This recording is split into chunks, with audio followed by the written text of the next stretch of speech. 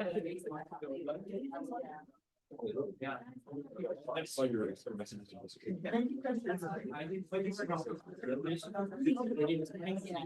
right, let's get started. Hi, everyone. Welcome to CSE 478. Yeah, let's get started. So, we're going to record on Zoom. Hopefully that's fine. If you don't want to be recorded, sit towards the back and it'll avoid you.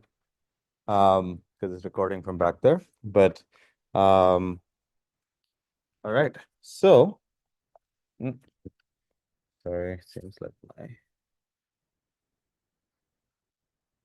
Oh, good. Awesome. Cool. So, this is the undergrad robotics class. And so what is CSE 478 about? Right? So the exciting thing is it's a hardware class. We're going to learn how to program race cars. And so we're going to be working with this platform called the Musher platform, which is the multi-agent system for non-holonomic racing. So it's a little race car that looks like this. And this is the first version of the race car, maybe 2018.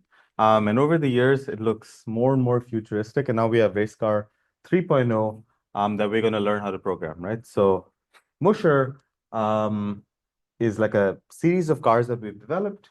And at least in my undergrad, we never had a class with training a self-driving car. So I think that's pretty exciting. So what does Musher stand for? Like Musher, besides the acronym, I did some Googling, and mushing is a sport where dogs pull sleds in the snow. And so because we're Huskies, we decided to call our car Musher. And so great. Go dogs, or I don't know what it is, but um, so our goal here is to program this race car. Right? Each of you are going to get one of these race cars, and by the end of the quarter, we're going to learn how to have it navigate autonomously around the building. So what does this race car comprise of, right? So it has, basic chassis from Red Cat Racing. It has a battery. It has a bumper switch, which detects bumps. It has a camera, which can, see things and get depth of things around it. It has the LiDAR, and it has a NVIDIA Jetson on board. So it's a pretty beefy machine for such a small thing, but it costs under $1,000. So it's nice and reproducible. You can print one at home. But we're going to make it do what a self-driving car essentially does. And so that's kind of what the sell of this class is. Okay, so by the end of this class, this is what we're expecting to show, right? We're expecting to see behavior that looks like this. You have a car. This is in the Allen Center, but you see it drive around the building. I sped this up 10x. It doesn't actually drive this fast. But you can see it navigating around the building pretty nicely, and that's totally autonomous. And you should be able to do it repeatedly around people with different obstacles in the way and so on. So that's kind of what we're looking. And by the end of the class, we're going to have a competition, which looks something like this, where we're going to kind of have a demo. Let's see if we can forward through. But we're going to have the speed looks more like that, not as fast, but we're going to have a competition to see who can kind of race through the hallways the fastest. And that would be our final product. Okay? And so the hope is that we're going to build up the stack that's going to get you from just the hardware to something that can navigate autonomously and kind of cover all the elements of the algorithms in it. Okay, so what are the learning objectives of the class? Our goal is to learn algorithms for autonomous driving and implement them on the race car, but we're going to do this in 10 weeks. So what Waymo has done in 10 years, you guys are going to do in 10 weeks. And so we're going to be fully prepared for the real world. But besides the project and the concrete implementation, we really want to equip you with a small set of fundamental tools that are going to let you deal with robotics problems at large. And so we're going to try and teach you some set of fundamental tools that can kind of handle a large set of problems. The main tools we're going to teach you is something called Bayesian filtering, model predictive controller MPC, roadmap search, which is a planning algorithm. And together, these algorithms are able to solve a large variety of things. So this is an upside down helicopter, as helicopters often are. And and the drone and an autonomous car, they all kind of have the same underlying technology. Not all of them are very different, but they all kind of build on these fundamental building blocks. And at the end, we'll cover a little bit of learning, but we're going to do Bayesian filtering, model predictive control, and roadmap search as our key building blocks. And that's going to kind of let you program a wide variety of robots, right? At the end of this class, I'll show you a bunch of cool robot videos to be motivation. And so, in this class, we're going to cover only a small set of robots. We're only going to cover mobile robots, right? So we're going to cover autonomous cars and things in that neighborhood. But that's not the whole field of robotics. There's a lot more beyond mobile robots. There's manipulators, which is largely what I work on for research, which is like arms that can pick and place and move things around and, do your dishes in theory. And there's things like humanoids, which are all the rage now. And in principle, should be able to do everything that a human can. And then there's things like soft robots, which are really cool. They're like octopus robots and swimming robots and lots of other things which largely obey similar principles. They have like different instantiations, but we're going to stick to mobile robots. But hopefully all of the tools we're going to cover are useful for the other systems as well, right? And in terms of actual, methodologies that we're going to study, we're going to study localization, which is trying to have the robot figure out where it is in the world, right? We're going to figure out planning, which is kind of deciding if I want to accomplish this goal, what are the steps I need to take to get there? We're going to study control, which is saying once I have a plan, how do I actually actualize that plan with currents on my robot? And then we're going to study a little bit of learning. So we're going to do a little bit of reinforcement and imitation learning at the end to kind of get to more modern methods of machine learning driven robotics. But we're not going to cover everything, right? We only have 10 weeks. So we're not going to really get into mapping. There's a lot of work on mapping. How do you build maps of the world? There's a technique called SLAM. We're not going to cover that much of mapping. We're not going to do that much computer vision. I know you just skipped on the computer vision course, but you should go take it. Ranja is great. But we're not going to do a lot of computer vision. We're going to largely work with sensors like LiDAR here, although a lot of the techniques are applicable with computer vision as well. We're not going to cover robot and actuator design, so we're not going to do hardware. There's lots of classes in Mechie that do a great job, but we're not going to cover that here. So the concrete learning goals that we're going to have, right, throughout the class is we're going to start by figuring out how to estimate state. So what I mean by estimate state is if your car is driving around the Allen Center, if it doesn't know where it is, it doesn't know where to go, right? And so the first thing you need to know is where's your car? And so we need to estimate state. That's the first thing we're going to try and do. The second thing is once you know where you are, you have to kind of decide where you want to go, right? And so the second thing we're going to do is try to plan a series of motions that tell you where to go. And that's going to be a field of work called planning. Once you've decided your plan, you need to actually realize the plan. A plan is just in your imagination. It has to be on the robot. And so we're going to do control, which lets you follow a desired plan robustly in the presence of obstacles, in the presence of slip, in the presence of changing terrain, right?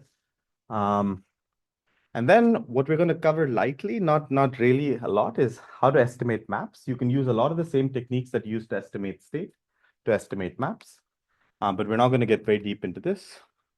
We're going to cover where machine learning is going to be helpful, right? So a lot of the stuff we're going to cover in the first 3 sections are not machine learning methods. They're not learning from large amounts of data. But as we have larger and larger amounts of data with robots deployed in the world, it's useful to know how machine learning can be useful. And it's not useful everywhere. So it's only going to be useful in some places. And we're also going to learn how to become good robot programmers, right? So robotics has its own unique set of tools that people use, largely built around this thing called the Robot Operating System, or ROS. So we're going to learn how to become good programmers in ROS, right? So that's kind of the stack of things that we want to cover. Okay, and by the end, we'll program our race car. And next quarter, I hope all of you can build flying drones that look like this. This is from this company called Skydio, which came out of a group that did a lot of this kind of state estimation, planning, control.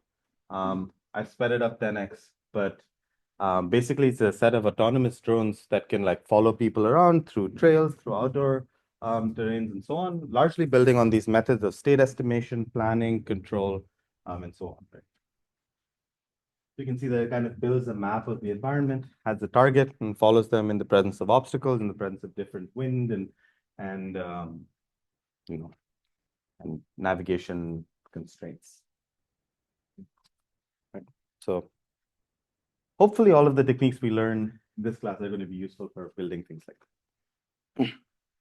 The other thing that comes out of UW from Byron Boots' group in the calculation program, I think you've seen this, but let's see if I can turn on.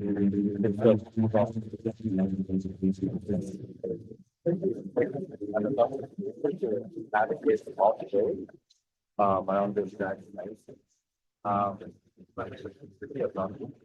They're navigating, basically around just like super treacherous terrain over cases at height and jumping off cliffs. Essentially using data estimation, planning, and control, with a little bit of machine learning and a little bit of computer vision. But the gap from what you're going to learn in CSE 478 to building autonomous vehicles that go around ranches is not that large. And so that's pretty exciting. So next year, when you all come back, I hope to see videos like this from everyone. It's going to be great. Extra credit. And so, okay. The third objective that I think is really important in today's landscape is learning how to read, analyze, and propose research ideas, right? So like a lot of robotics is still in the research phase, less of a product. And this is a graph of how many publications are out on archive every year. And you can see it's getting to thousands, right? And so the amount of papers that come out every day is in the hundreds. And so it's useful for us to know what are good papers, how to read good papers, how to propose good ideas, and how to quickly get through lots of research ideas. And so the third learning objective that we're going to try and do is we're going to try and learn how to read research papers, propose our own ideas, and kind of like learn how to critique and understand different research ideas. Right? And so those are the main learning goals. Any questions before we keep going? Seems exciting, seems good. All right. So let's do some logistics. The class is going to be here. This room is way too big. So if you all, want to come closer, that's good too. But we're going to have it here on Monday, Wednesday, Friday from 1:30 to 2:20. I always run late, so it'll probably go till 2:30. But we'll see. It's going to be me as your instructor, Abhishek. Your TAs are over there. Carolina, Entong, and Bernie. They'll introduce themselves in a second. And yeah, so let's do a little introduction, right? So my name's Abhishek. I am, I guess I'm no longer new. I should remove that. But I'm assistant professor in CSE. I started here in 2022. I grew up in Oregon. Didn't sound like it, but I was there. And then I lived in India for 10 years. And then I was at Berkeley for 10 years doing my undergrad and PhD. Then I went to MIT for a little bit, and then I'm here for faculty. And so what I like to do is largely centered around robot learning. And so specifically things around reinforcement learning, robotics, optimization, control. But our group is very focused on how to build robots that can keep learning in the real world. So how do you use experience and data in the real world to learn robust robotic controllers? So connected to ideas in this class, largely towards the end.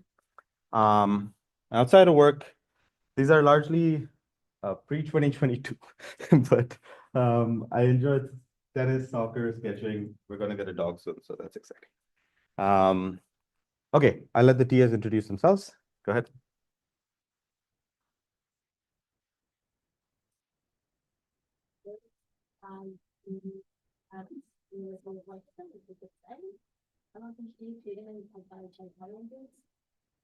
I know that Byron works a lot of autonomous driving, but development driving, I'm not. Because mostly set is tactile sensing and how to leverage the for relevant solution tests. And also self-supervised learning for learning, people applications for these, the multimodal ways to perceive stuff for robots. Also part of the A program, so I'm a visiting researcher at NEDA. Outside of work, I like oil painting, puzzles, but that's when I have time. So So yeah, you're a team person. Yeah, that's my yeah, happy to work with you this part. Yeah, talk to Carolina for a job at Meta. She said she's gonna put everyone in touch. No, I'm just kidding. I'm just kidding. Anton, do you want to go next?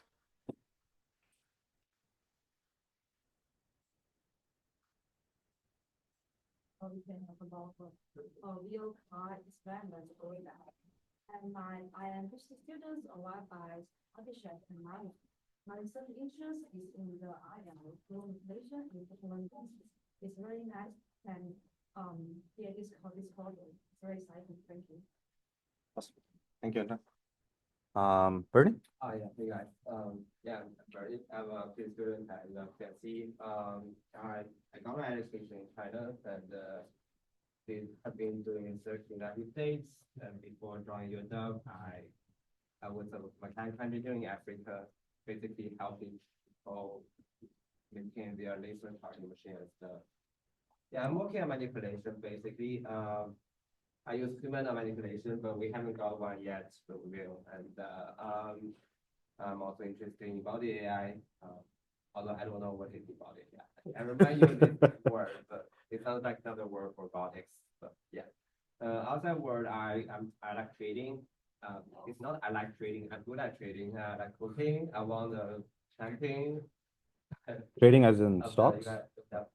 Stock market trading? Yeah, and Ah, nice. did you know that? No, Okay, everyone knows that. we should talk. We should talk. Yeah, I was champion of the bakery competition last year and left it. Yeah, and I love traveling around. This picture was captured a week ago in Antelope Canyon. So I'm pretty sick right now because of violence. So yeah, just really feel free to get in touch with me with email. Yeah. Awesome. And let's do some introductions of everyone in the class. I see there's a bunch of people on Zoom, so we'll try and have you all introduce yourselves too. But maybe we can go around. Icebreaker is always awkward, but we'll do maybe name, which year and which department you're in, and one exciting thing you did over winter break, right? Maybe that's good. Andy, do you want to start back there, and we can kind of make our. Hello, I'm Andy. I'm the fourth year student. I went to Hawaii. It was super good. Nice. Where in Hawaii? Fine. Ah, nice. Good turtles. Awesome.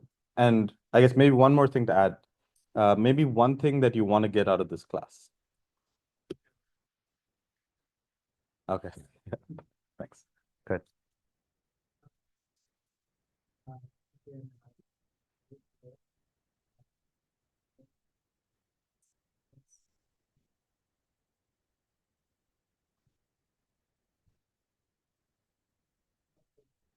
Nice. Okay. Hopefully we'll get there. Good. Yeah.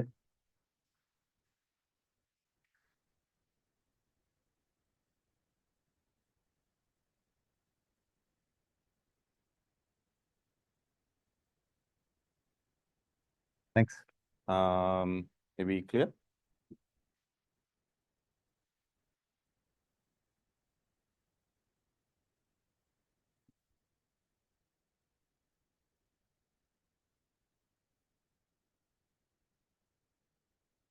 What? What's your name? What's your name, sir? Raghav. Okay. Mhm. Nice. And class. Awesome. Good. My name's Rob. I'm a second year student here at UW. Over winter break, I went to the middle of nowhere in Mexico in the desert. And what I want to get out of this class is that I just want to learn more about robotics because I don't really have that much experience with them. So Exciting. You will by the end. You're gonna have drones flying around. And stuff.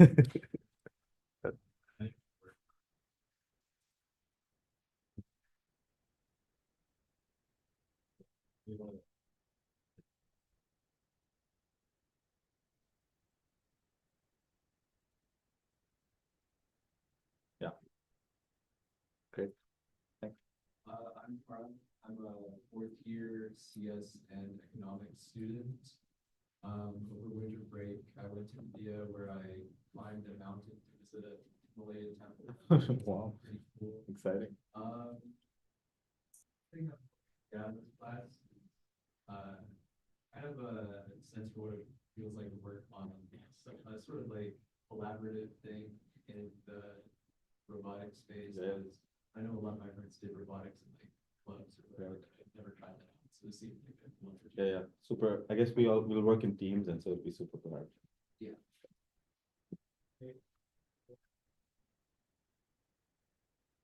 Break out with the project done with Exciting. What's the most exciting one? You made a web scraper that will scrape Indeed.com. Oh, nice. It will get a blurb, like what you want on the job, and it will reference that with the Indeed company reviews. And then it will also take in your resume and find job listings that have similar words, and it will cross-reference those. That's super useful. Exciting. Yeah. But otherwise, I've seen a lot of videos online about autonomous vehicles and cruise and Waymo and all that stuff. And Yeah. Hey, my name's I'm a first year and I just want to learn more about how autonomous robots work at a lower level. And also just learn more about autonomous robots. And I guess over winter break I went to South Carolina. That's exciting. Hey everyone, I'm Alex, third year CSE. Yeah, I think robotics is going to be huge in the future, like a big way, so that's why I want to learn more about it. Over break, shouldn't do much. I finished reviewing season 2 like a day. Nice. Was it good? It was okay. It was really good. Fourth year in CMUS, and I stayed home winter break, and I look forward to having fun in this class. Marco, third year CS student, and I became in snow. Wow. Big no one is figure out what they Yeah, we'll hopefully do that in the first 3 weeks. So that'll be good. Good.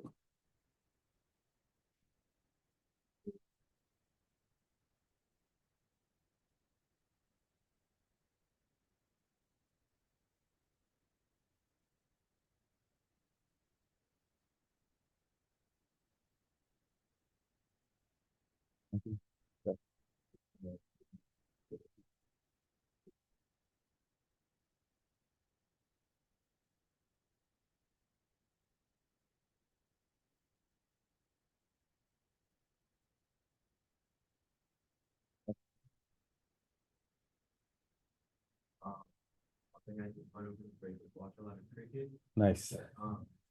And then what I want to get out of this class is learn a lot more about this robot. Thanks. Good. for sure. For break and like that. So, yeah. Weather was nice for one. Nice. Yeah. You think Seattle is not nice? Come on, man. Good. Yes. Hoping to get out of this spot. Get a formal. Yeah. I'm a third year. I'm gonna do much of the break is stable. And it was confident, slow to learn more about robotics. This can control theory. Yeah. We'll do a little bit of control here. Yeah, it'll be fun. Hi, I'm Emily, and I'm a fourth year that I kind of stayed home over winter break, and I tried working on some projects, but I think this class is just a nice space to learn more about robotics as a field and talk to people about it. Yeah, lots of careers. It'll be fun. Good.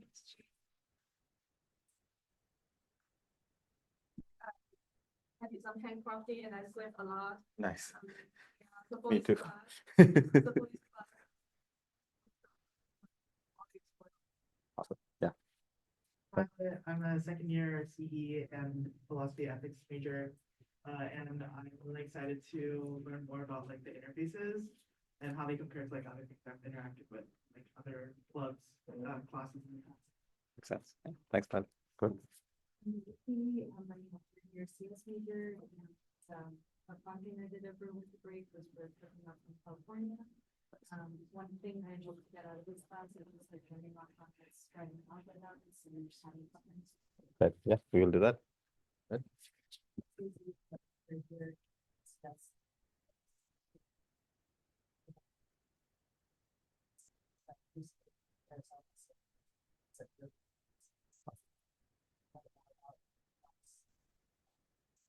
Awesome. Good. My name is Brett. I'm a fourth year CS student. And one thing I'm hoping to get out of the class is to get hired by a robotics company and make gazillions of dollars. Me too. Exciting. Good. One exciting thing, I went to India, but I did not time about it. Instead, I got faced by 5,000 because I got a very big samosa. Yeah, I'm just hoping to learn more about robotics. I did robotics in high school, but our robot was really bad. Oh, no. Hopefully it won't be so bad. At Yeah. least you're right. Nice. That's fun. Good. So my name is Devin. I am a student. I mainly just did research over the break with robot rainwater. And I'm hoping to be able to take grad course with that. Exciting.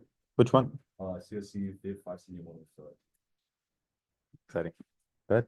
My name's Jason. I'm a third year comp science student.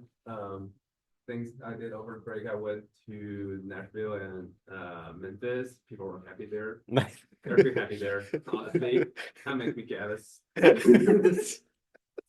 Nice. Anyway, things I want to get out is because probably having a good time working with my friends. Awesome. Good. my name is Luke. I stayed here for the holidays, and I just want like a formal education in robotics because last time I did any robotics in middle school, and Oh, I'm wow. pretty sure it's pretty bad. Was it the little Lego robotics? Yeah, pretty much. That's a good starting point. That's where I started. Maybe like 20 years ago, but because I'm old. But, yeah. Cool. All right. Looks like we have a good mix of personalities and it's going to be fun. And I may forget some of your names, but I will learn them over the course of this quarter. So don't be offended if I ask you again. Okay. So let's talk a little bit about course logistics, right? So this is how grading is going to work. We're going to have 4 programming projects. Each of them is going to be worth 17.5% of your grade. They're going to be graded basically pass, no pass, right? So you're going to get, there's some set of checklists that you have to hit. They're all on the car, and so you have to get, or the first one's not on the car, everything else is on the car. And you're just going to be graded on pass, no pass. If you don't pass, you get a chance to revise and resubmit with a slight grade deduction, but it's going to be really easy. Don't worry. In general, I tend to be a very easy grader. So it's more about kind of learning things and having fun with the car and hardware. Don't worry too much about the grades here. The other thing that we're going to do new this quarter is this thing called seeded paper discussions, which I'll cover in a second. But basically, you're going to try and present a new research idea to the group, to the class, and everyone else will provide some commentary on your research idea to kind of constructively improve it. We'll have your final project, which will be 10% of your grade. You just kind of have to put together all the other projects to get your final project. But we'll have some opportunities to do extra stuff with it for extra credit. And there'll be a little bit of participation. And so, come to class, talk, ask hard questions, don't disappear. And that'll be good. Okay, so that's kind of the rough breakdown of how the course is going to go. Let's kind of get to the details, right? So there's going to be 4 different projects for your programming assignments. The first is an introduction, which is going to help you get familiar with ROS, right? Get familiar with ROS, get familiar with simulation, get familiar with Python and Ubuntu. And so that we're going to release the first project in 2 days, I think. But you'll have around 2 weeks per project and shouldn't take that long, but you're going to do each of these projects in teams, right? So you'll have teams of 4 or 5. I think we have 42 people in the class and we have 10 teams. So 2 of the teams will have 5 and everything else will have 4. And the grading is going to be done through an auto grading system. Right? So you just have some set of tests you need to pass. You'll have access to the auto grader, so you'll know exactly what your grades are going to be. There's no hidden tests. But the first one's not on the car, and the next 3 are on the car, and your final project is on the car, right? And so you're going to have the same team for all 4 projects, and you're going to kind of work together all quarter. Okay. The second thing is the seated paper discussion. I don't know how to get rid of that. The seated paper discussion is a new idea that we kind of are experimenting with, but the idea is to kind of teach you how to think like a researcher, right? And so what we're going to try and do is we're going to give you 2 papers to read, right? And so we're going to give you these seed papers. They're going to be existing published papers. And your job is to take those seed papers and come up with an improvement to those seed papers as a new research idea. You don't have to like implement a new research paper, but what we kind of want you to tell us is what is your new idea? Why should we care about your idea? What is the motivation? What is your key technical idea? Like, what are the technical changes you're going to make? Look through the literature, see what is missing. Tell us what your new idea is. Tell us how you would validate your new idea, right? Like, how would you convince someone else that your new idea holds water, right? So what experiments would you run if you had more time? And then tell us how it places in the literature, right? And so whenever you're coming with a research paper, you start with motivation. Why should you care? Then you come up with your technical idea. Then you decide how to validate it. And then you kind of make sure that no one else has already done it, right? Or some version of these things. And so the hope is to kind of give you a mini primer on how to be a researcher, right? And it's just great on participation, but you get together with your team and kind of, there's going to be two seed papers. You have to propose a new idea based on those seed papers, right? Present it to the class. Class can give you constructive criticism or feedback, and everyone else can leave commentaries on EdSTEM afterwards. Does that make sense? Questions, concerns? Does that seem reasonable? It's an experiment. We'll see how it goes. If it doesn't go well after the first one, we'll try something. Go ahead. Yes, same teams. So I guess like branching off with like different papers, there might be a lot of literature you don't know. I was just wondering, like, I guess like how many papers or like would you give us suggested papers to kind of branch off of from like the 2 papers that we're doing this? So the trick to related work search is Google Scholar. You do related work back and then citations forward, and just look for like 5 forward and 5 back. It's like connected papers. Yeah. And it doesn't have to be exhaustive. We just want to get a vibe. It's just vibe space. Yeah. And so as long as you have like a vibe of what is after, what is before, I'm happy. Yeah. Don't spend inordinate amounts of time on it. Yeah. Right. And no staying up till 7 a.m. for this kind of thing. Yeah. It's supposed to be easy and fun and just kind of helping you get the flavor of what it is to do research without doing research. Yeah. Okay. And then we'll have your final project. The final project will be like putting together the first 4 homeworks. And you're going to kind of put them together and get a car that can race around a track. Right. So we'll have special prizes for the top 3 teams. Right. So the top 3 teams which have the fastest times will have some special prizes, which I have yet to determine. But if there's something that you want, let me know. And we'll have another bonus if you can do another map, right? So we're doing it on 1 map. If you're excited about it, want to play around with it, want to try new things, go crazy, you know. If you want a drone, I'll give you a drone, do it on a drone, it's fine. But like, feel free to have fun with your final project.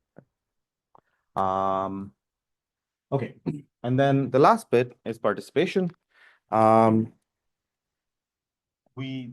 hate to do this, but it's just kind of sucks when everyone doesn't come to class.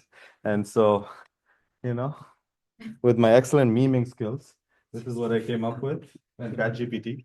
But basically, we don't want an empty class. And so we'll try to have, mostly because like a lot of the learning in this class is not just listening to my lectures, it's interacting with me, asking me questions, kind of, let's make it fun, right? Like there's no point just watching my lectures. You can watch my lectures from last year. They're on So let's try to come to class and have fun. And so we'll have one short quiz question every class from last class. It's going to be super easy. But just show up and answer. Yeah. Okay. So the structure of the class is largely going to be, we're going to start with the introduction, which is today. A little bit about the race car and how we build models of the race car. We'll then talk about state estimation, right? So we'll talk about Bayesian filtering and related ideas. We'll then talk about control, which is things like feedback control, LQR, PID, terms you would have heard.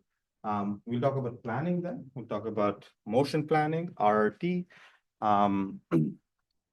A star search, these kinds of things. And then we'll talk about learning at the end, right? So we'll talk about reinforcement learning, imitation learning, related things. Right? So that's going to be kind of the structure of the course. I'm pretty flexible on the weeks, so things might change as the pace of the class changes. Okay. Yes. We can do a bit of behavior flow. Yes, we're going to do some behavior flow. Okay, so regarding teams, we will have teams assigned by the staff unless you have a burning desire to be with a friend, in which case you tell me, and we'll kind of make that happen, right? We have a knowledge survey, which is out on the website. Just fill in, the goal of the knowledge survey is to understand how much experience you have with ROS, with Python, with robots, with learning, with planning, with whatever. So we can make kind of balanced teams, right? And so fill out your knowledge survey by Wednesday so we can make teams, because once you make teams, we can assign cars and assign computers and so on, right? And so let's try and fill those up. We'll have the same teams for the 4 projects and the final project and the seeded paper discussions. If you're upset with your team, let me know. We'll change it. It'll be okay.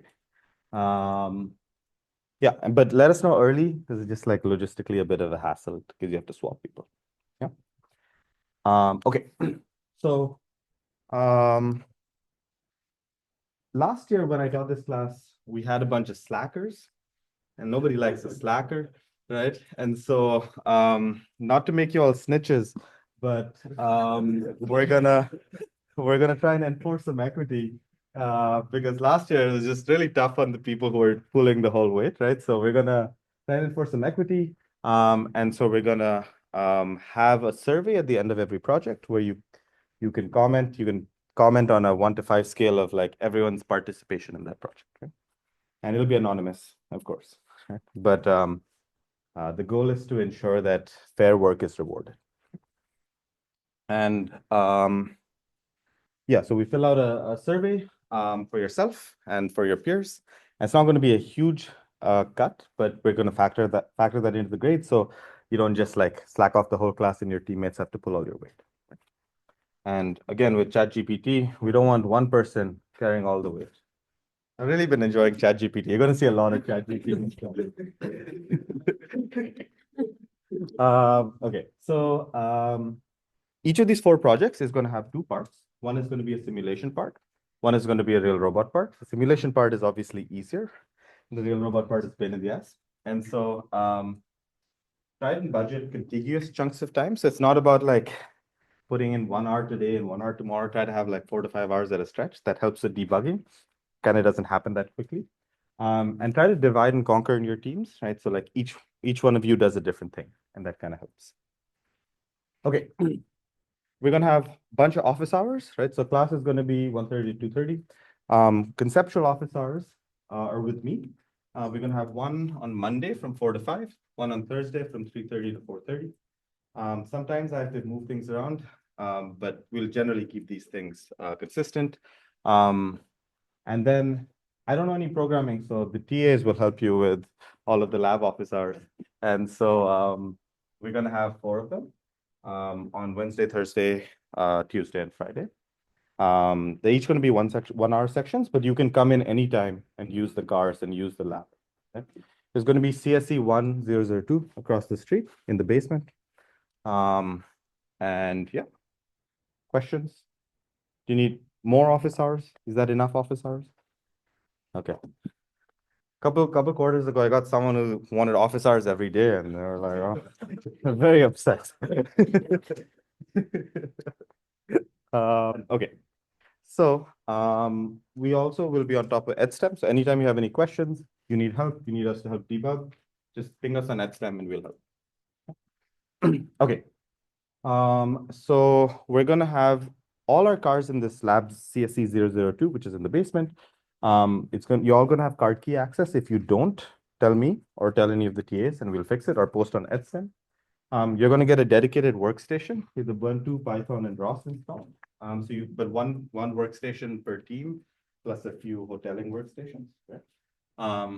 Feel free to use them for all your homework. And each team gets one dedicated race car. If you break your race car, please don't break the race car. But we'll have another one for you if you need it, right?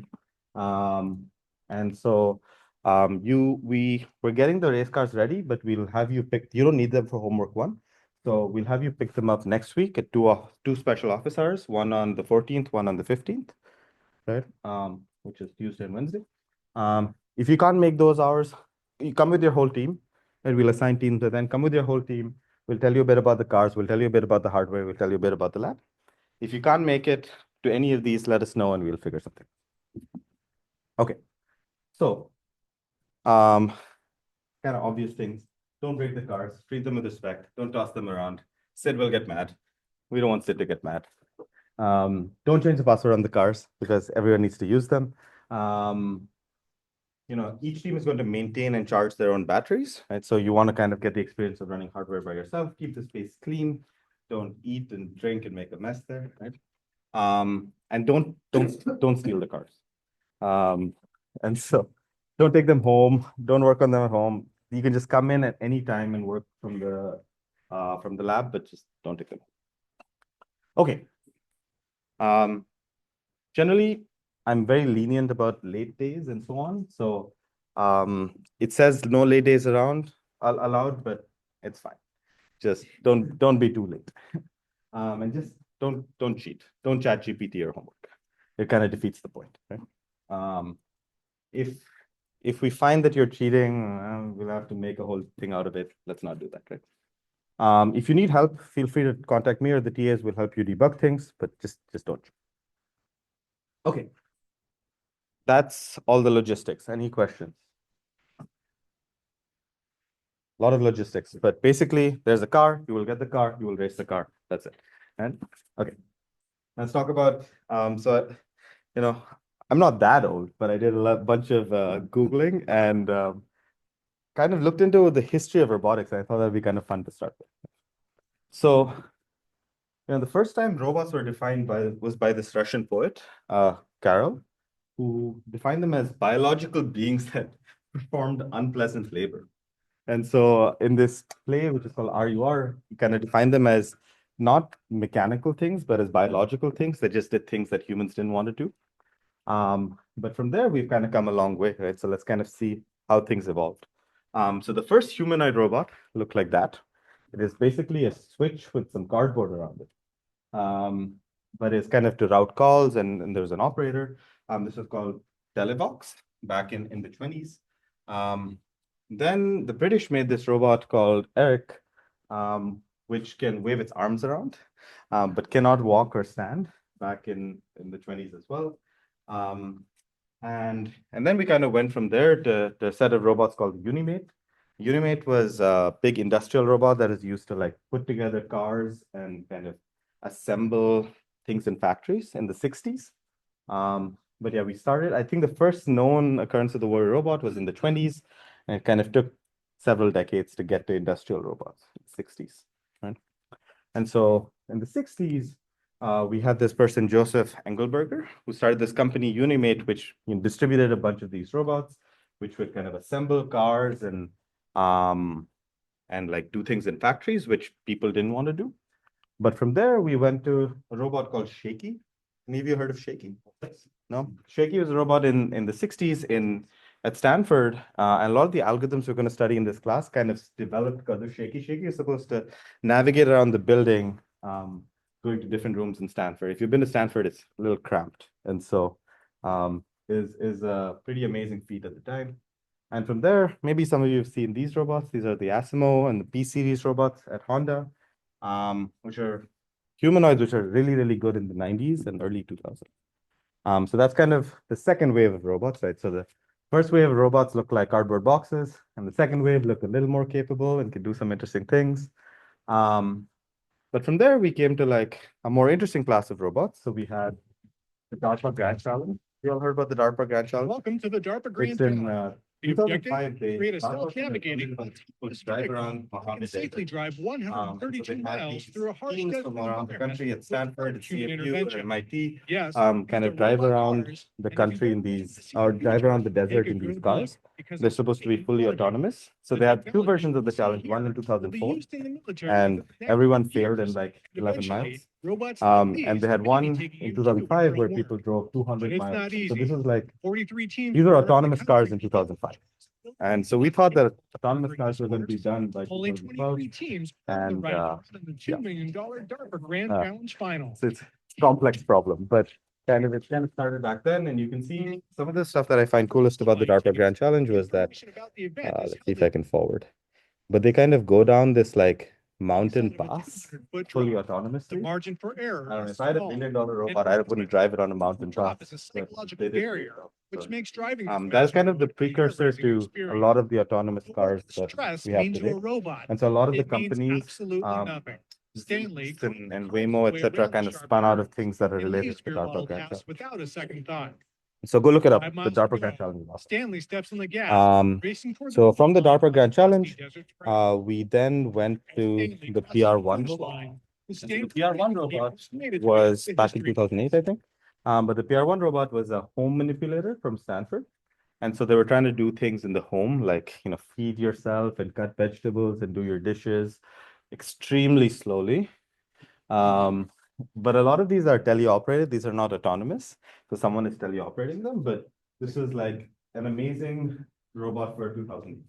And so it's one of the first like bimanual manipulators. You can see it kind of cleans up a room and all of this is teleoperated, but we're kind of getting closer to doing this autonomously. But this robot kind of paved the way with that. Teleoperated means someone is like controlling the robot remotely. And so they have like a PlayStation controller or a VR controller or something that puppets the robot. So it's like not intelligent, but mechanically capable. Is Herb similar to the PR1? Yeah. Herb has lots of connections to PR1 robot. PR1 robot was supposed to be deployed directly in homes, and Herb was less in homes. But yeah, similar motivation. But yeah, so from the PR1 robot, we kind of come to robots today, which look a lot different, right? The first that I find exciting is this thing called the Everyday Robot from Google. So they have a bunch of robots that they like drive around their offices trying to clean up kitchens. It's a mobile manipulator. They sadly shut down the project, but it was cool when it lasted. You have the Atlas. I'm sure some of you have seen the Atlas. The Atlas does backflips and dances and builds things. And you can go look on Boston Dynamics websites for lots of cool Atlas videos. And then you have things like self-driving cars from Waymo. Have any of you taken a Waymo ride in the Bay? No? It's really good. It's really impressive. You should do it. But if you go from the DARPA Grand Challenge to Waymo, it's a big leap, right? And so if you kind of compare from that to the robots of today, I think in 100 years, that's pretty good. And so, yeah, that's kind of how the evolution of robotics has gone over the last several decades. But they kind of span a variety of industries and spaces already, and hopefully a lot more in the future. So they're probably biggest in industrial manufacturing, right? So things like warehouse navigation, warehouse manipulation, pick and place, packing bins. You have lots of stuff for outdoor navigation. So things like inspection, things like delivery, things like self-driving. And then you have some things in the home. So humanoids or mobile manipulators or dexterous hands in the home. And they kind of like do things that around people more. So looks like we're out of time, but we'll cover the rest next time. And yeah, see you then.